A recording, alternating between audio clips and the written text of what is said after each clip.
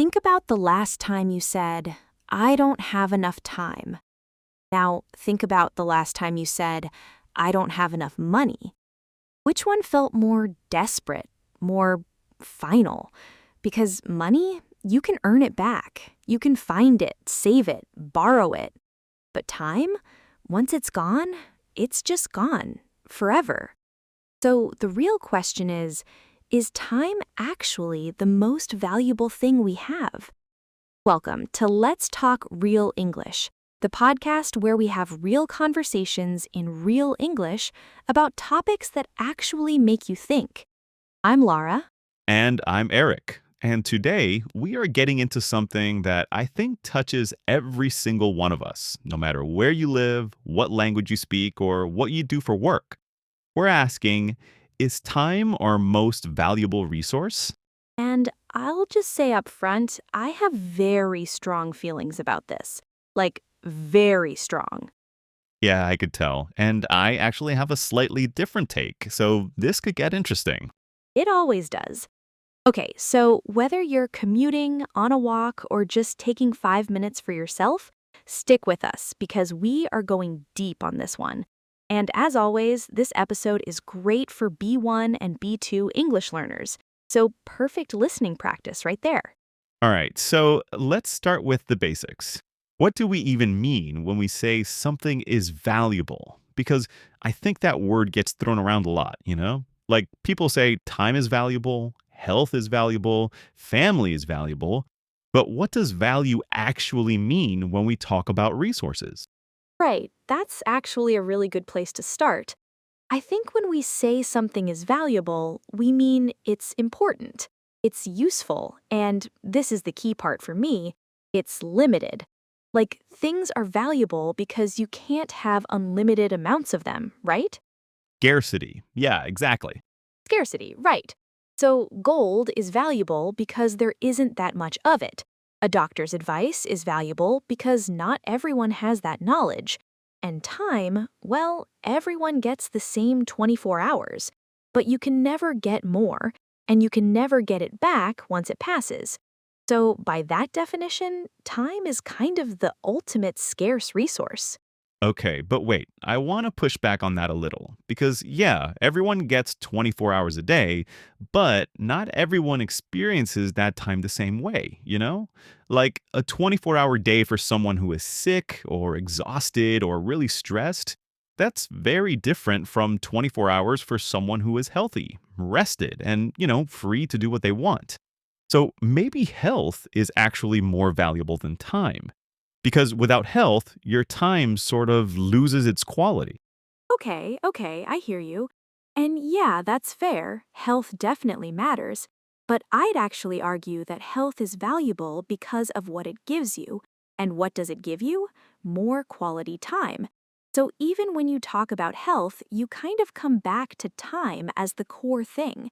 Like you want to be healthy so you can live longer or feel good enough to enjoy the time you have. Time is still the foundation. That's actually a really interesting point. I'm not sure I fully agree, but I like where that's going. Okay, but even if you're not fully convinced on the health point, let's try money, because I think the same logic applies. Why do people want money? To buy things, sure, but mostly to have freedom, to have options, to not spend their time doing things they hate. So again, you trace it back, and it's always about time. All right, but let me try another angle. What about relationships? What about the people in your life? Because I could have all the time in the world, but if I'm completely alone, does that time feel valuable? Like, I don't know. I think connection, love, belonging, those things give time its meaning. Without them, time is kind of just empty hours. Yeah, no, totally. I actually love that point. And I think relationships and time are really deeply connected because a relationship is built over time, right?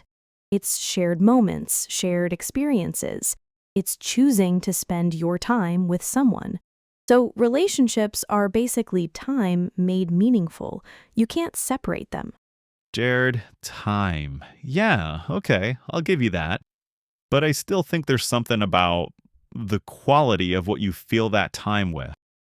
Time on its own is kind of neutral, isn't it? It's just minutes passing. What makes it valuable is what you do with it, or who you spend it with.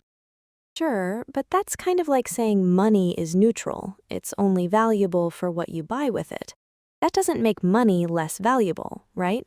The fact that time needs to be filled with something good doesn't make time itself less of a resource. If anything, it makes it more precious because you have to be careful how you use it. That actually makes me think about something. Because not every culture has the same relationship with time. Like in most Western cultures, the US, Northern Europe, time is seen as this straight line. It moves forward, it never stops, and you better not waste it. There's a very linear way of thinking about it. Yeah, that whole time is running out energy.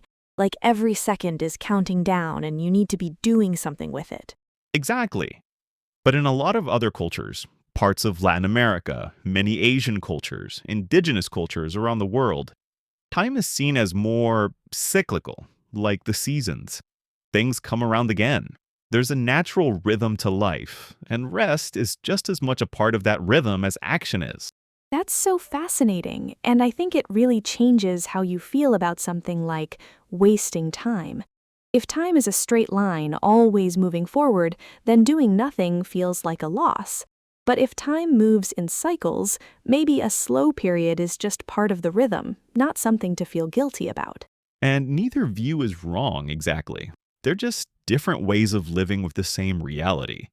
But I do think the Western linear view is probably behind a lot of stress and anxiety that people don't even realize they carry around with them. And that connects to something I really want to get into, hustle culture, because I feel like social media has taken that linear, urgent view of time and cranked it all the way up. Like you should always be building something, always grinding, always optimizing every minute of your day. Oh, I know. And the phrase time is money. I mean, Benjamin Franklin said that, and it made sense in its context, but now it feels like a whole lifestyle. If you're not being productive every single second, you're somehow falling behind. Behind what, though? That's what I always ask. And I think there's a real difference between being busy and being productive. You can fill every single hour and still feel like you haven't done anything that actually mattered. That's a good point. And I'll be honest, I go back and forth on this. Like, discipline and focus are genuinely valuable, but hustle culture can become harmful. People burning out, ignoring their health, losing touch with their relationships, all in the name of using time well. At some point, it kind of defeats itself. And the irony is that burnout actually costs you time in the long run. So even by its own logic, hustle culture doesn't always add up. Fair enough.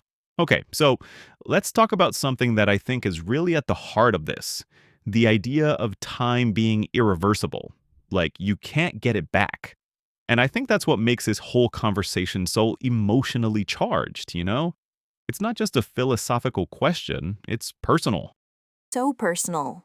I think about this all the time, honestly. Like, there's this moment when you realize you can't undo a week, or a year, or a conversation you didn't have. And that feeling, that kind of weight of lost time, I think that's your brain telling you how valuable time really is. You only notice how much something matters when you can't get it back. Exactly, exactly. It's like, when you lose something, that's when you really understand its value. And time is the ultimate example of that, because every single second is already gone the moment it passes. There's no going back, no refund, no second chance at Tuesday afternoon from 3 years ago. Exactly. And I think that's what separates time from every other resource. If you lose money, okay, that's stressful, but in theory, you can earn it back. If your health gets worse, you might be able to recover. Relationships can be repaired, but time?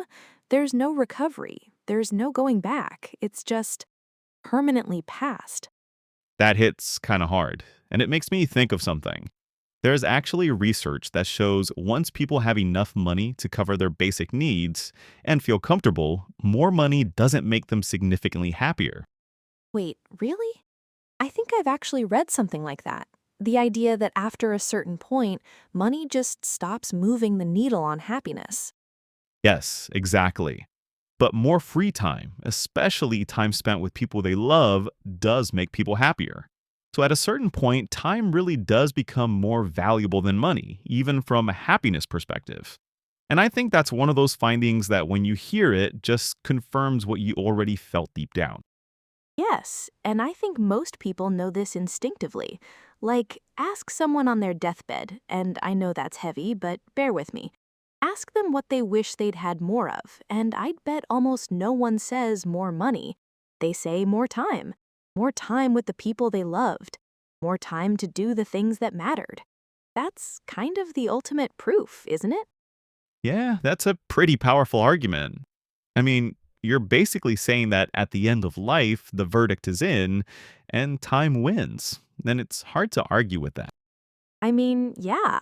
And I think it's worth thinking about in everyday life too, not just at the end. Like small choices. Choosing to put your phone away during dinner, choosing to take the vacation, choosing to say yes to a friend when you're tempted to cancel. These are all small acts of honoring the value of time, right? You know what? That's exactly it.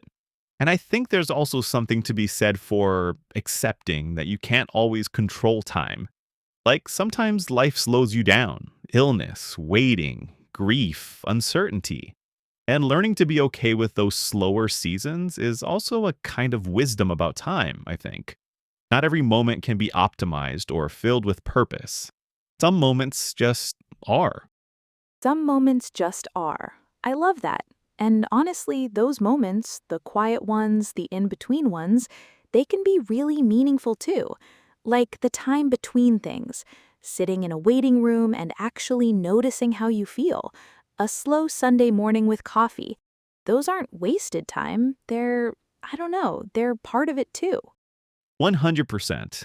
And you know what I find interesting? The people who seem the most at peace with time are usually not the ones who have the most of it, or even the ones who use it most efficiently. They're the ones who have a clear sense of what matters to them. So it's sort of like you don't manage time, you manage your priorities. And time follows. Ooh, that's good. You manage your priorities and time follows. Okay, I'm writing that down. But I think what you're describing still comes back to respecting time, right? Even if you don't call it time management, you're still treating time as something precious that shouldn't be squandered. So maybe we actually agree more than we thought. You know what? I think you might be right. I started this conversation kind of wanting to argue that other things, health, relationships, are more valuable than time. But the more we talk about it, the more I see your point that time is kind of the container for everything else. Without time, none of the other things exist. You need time to build health, to build relationships, to earn money, to grow as a person. Time is the container. I really like that framing. It's not just a resource among other resources, it's the thing that everything else happens inside of. And yeah, that feels true to me. But I'll add one caveat. A container is only as good as what's inside it, right? So time is the most valuable resource, but only if we fill it with things that matter. Empty time spent in ways that drain us or disconnect us, that's not really valuable even if it exists. Okay, yes, I'll accept that caveat. Time has the potential to be the most valuable thing, and it's up to us to actually realize that potential by being intentional, by showing up for it, by not sleepwalking through our days. Not sleepwalking through our days. That's a really good way to put it. And I think that's the thing. Most of us are capable of living more intentionally. It's just easy not to. It takes effort to be present, to say no to things that drain you, to prioritize what actually matters. But when you do it, even in small ways, it makes a difference. It really does. And I think that's kind of the takeaway from all of this, right? Time is our most valuable resource, not because of what it is in the abstract, but because of what it allows us to do, to feel, to become. And the fact that it's limited, that it's always moving, that it can never come back, that's not just a reason to stress, it's a reason to pay attention. To pay attention. I love that as a closing thought. All right, let's bring this one home. Okay, so wrapping up, today we asked whether time is our most valuable resource.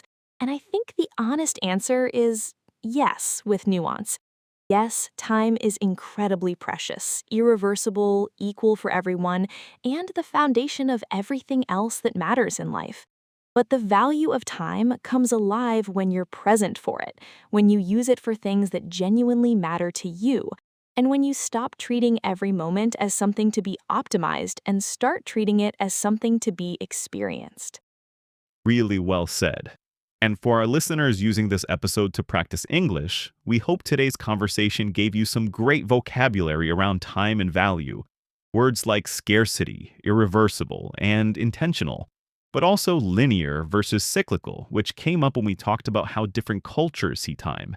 And then there's hustle culture, productivity, burnout, and of course the classic phrase, time is money, and whether we actually agree with it. These are all really useful terms you'll hear in everyday conversations, articles, and debates. So I hope it was helpful and gave you plenty to think about. And if you want to practice even more, we'd love for you to think about this question yourself. Do you think time is your most valuable resource, or is there something else that matters more to you? Think about it in English. Try writing a few sentences or even recording yourself answering. That kind of active practice is honestly one of the best ways to improve. And as always, if you enjoyed this episode, share it with someone who loves English, who loves a good debate, or who just needs a reminder to slow down and pay attention to how they're spending their time. It means a lot to us. It really does. Thank you so much for being here, for listening, for learning. You're spending your time with us, and we don't take that lightly. I'm Lara. And I'm Eric. This has been Let's Talk Real English. Take care of yourselves and take care of your time. We'll see you in the next one.